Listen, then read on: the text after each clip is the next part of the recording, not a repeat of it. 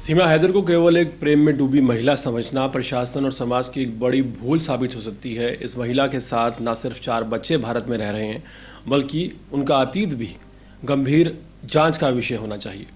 सीमा का पति गुलाम हैदर और उसके पिता गुलाम रजा कौन है, उनका पाकिस्तान में क्या बैकग्राउंड है, इन सभी बातों की गहनता से पड़ताल होनी चाहिए। दुर्भाग्यपूर्ण बात यह है कि इस दिशा में ना तो कोई गहन जांच हो रही है और ना ही मीडिया इन सवालों को उठा रहा है। नमस्कार, आप देख रहे हैं अर्पण न्यूज़। 54 साल बाद देश का एक नाजुक माहौल देश में नज़र आ रहा है। जंग का माहौल है। देश के प्रधानमंत्री पीएम मोदी, गृह मंत्री और रक्षा मंत्री सुरक्षा व्यवस्था पर लगातार नज़र बनाए हुए हैं। ऐसे में बीइंग अ मीडिया वेंचर हमारी ये जिम्मेदारी बनती है कि अहम मुद्दों को गंभीरता से उठाया जाए।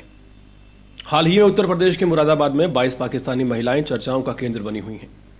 यह महिलाएं वैध वीज़ा के साथ भारत आई थीं, लेकिन अब उन पर कार्रवाई की संभावना जताई जा रही है। इसके उलट नोएडा के रबूपुरा क्षेत्र में सीमा हैदर नामक महिला अपने 4 पाकिस्तानी बच्चों के साथ अवैध रूप से रह रही है। बावजूद इसके यहाँ कोई स्पष्ट कार्रवाई या सार्वजनिक बयान देखने को नहीं मिलता। ऐसे में कानून की समानता पर सवाल उठते हैं कि क्या भारत में कानून सभी के लिए एक समान है। यदि कुछ महिलाओं के पास वैध वीज़ा होने के बावजूद उन पर कार्रवाई की जा रही है, तो अवैध रूप से रह रहे नागरिकों के खिलाफ चुप्पी क्यों है? सीमा हैदर के पास ऐसा कौन सा राजनीतिक और सामाजिक प्रभाव है जो उसे सीधे सीधे लाभ दे रहा है?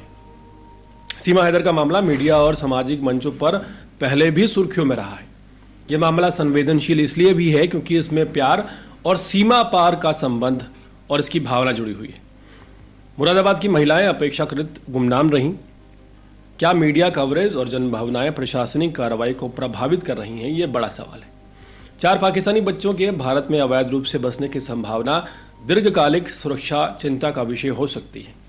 ये अनुमान लगाना मुश्किल नहीं है कि जब ये बच्चे बड़े होंगे तो उनकी राष्ट्रीय पहचान, वफादारी और सामाजिक समावेशना को लेकर कई समस्याएं उत्पन्न हो सकती हैं। ऐसा प्रतीत होता है कि प्रशासन मुरादाबाद मामले को कागजी कार्रवाई की तरह देख रहा है, जबकि सीमा हैदर के मामले को नाजुक सामाजिक मामला मानकर टाल रहा है। यदि यही रवैया जारी रहा तो आने वाले समय में अवैध प्रवास को बड़े लेवल पर देश में प्रोत्साहन मिल सकता है। इस बात में कोई दो राय नहीं। मुरादाबाद यूपी में पुलिस ने उन पाकिस्तानी नागरिकों की जांच शुरू कर दी है जो लॉन्ग टर्म वीज़ा यानी कि LTV पर इंडिया में रह रहे हैं।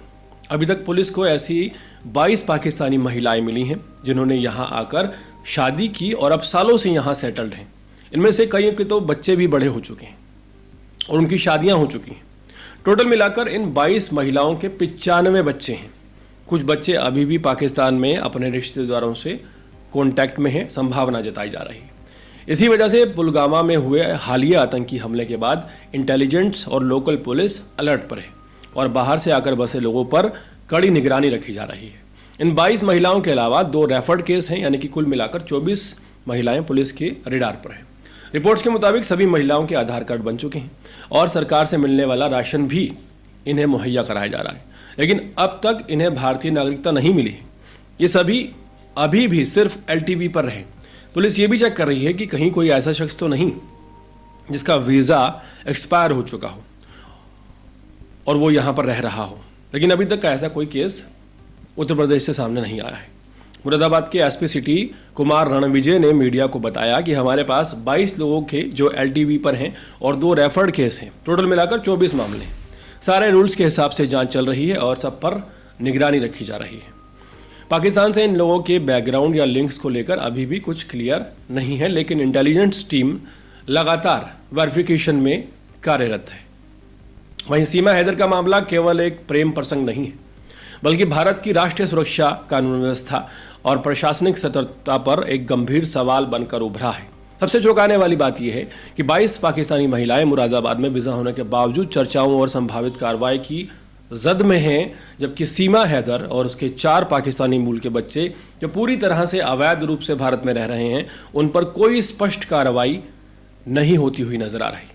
इस मामले में प्रशासन और राष्ट्रीय मीडिया का रवैया कहीं ना कहीं भेदभाव वाला प्रतीत होता है। जहां एक और वीज़ा धारकों पर कड़ी नजर रखी जा रही है, वहीं दूसरी ओर अवैध रूप से भारत में प्रवेश करने वाली सीमा हैदर और उसके परिवार को न सिर्फ सहानुभूति मिल रही है, बल्कि उनका महिमा मंडन भी किया जा रहा है। ये रवैया देश की सुरक्षा और कानून व्यवस्था के लिए खतरनाक संकेत है। सीमा हैदर को केवल एक प्रेम में डूबी महिला समझना प्रशासन और समाज की एक बड़ी भूल साबित हो सकती है। इस महिला के साथ न सिर्फ 4 बच्चे भारत में रह रहे हैं, बल्कि उनका अतीत भी गंभीर जांच का विषय होना चाहिए। सीमा का पति गुलाम हैदर और उसके पिता गुलाम रजा कौन हैं? उनका पाकिस्तान में क्या बैकग्राउंड है? इन सभी बातों की गहनता से पड़ताल होनी चाहिए। दुर्भाग्यपूर्ण बात यह है कि इस दिशा में ना तो कोई गहन जांच हो रही है और ना ही मीडिया इन सवालों को तत्परता से उठा रहा है। बड़ा सवाल यह भी है कि एक बेरोजगार भारतीय युवक जो ऑनलाइन पबजी गेम खेलते हुए पाकिस्तानी महिला से जुड़ता है, कैसे एक संपूर्ण पाकिस्तानी परिवार को भारत में घुसाने में सफल हो जाता है। ये न सिर्फ हमारी इमिग्रेशन प्रणाली को कमजोरी को उजागर करता है, बल्कि भविष्य में होने वाले सुरक्षा खतरों की ओर भी संकेत करता है। 4 पाकिस्तानी बच्चे जो भारत में पल बढ़ रहे हैं, क्या वो आने वाले समय में पाकिस्तान को भूल जाएंगे? क्या उनकी वैचारिक निष्ठा भारत के प्रति बनेगी? क्या उन्हें भारतीय संविधान, संस्कृति और मूल्यों से जोड़ा जा सकेगा? यह प्रश्न आज हल नहीं किया गया तो कल भारी कीमत चुकानी पड़ सकती है। कानून का एक समान पालन लोकतंत्र की नींव है। जब वीजा रखने वाली महिलाओं पर कार्रवाई होती है और अवैध रूप से घुसपैठ करने वाले लोगों पर चुप्पी रहती है, तब यह दोहरा मापदंड को उजागर करती है, जो किसी भी सभ्य और सशक्त राष्ट्र के लिए एक बड़ा चिंता का विषय है। इस पूरे मामले पर यह स्पष्ट हो जाता है कि सीमा हैदर का मामला केवल एक महिला का प्रेम प्रसंग नहीं, बल्कि भारत की सुरक्षा, सामाजिक संतुलन और प्रशासनिक जिम्मेदारी की गंभीरता और उसकी परीक्षण का है। यदि अभी भी इस पर चुप्पी साधी गई तो आने वाले समय में इसका दुष्परिणाम पूरे देश को भुगतना पड़ सकता है। इस पूरे मामले पर आपकी राय क्या है? कमेंट सेक्शन में बताना बिल्कुल ना भूलें और इसी तरह के अपडेट्स जुड़े रहने के लिए देखते रहें अर्पण न्यूज़। बहुत बहुत शुक्रिया।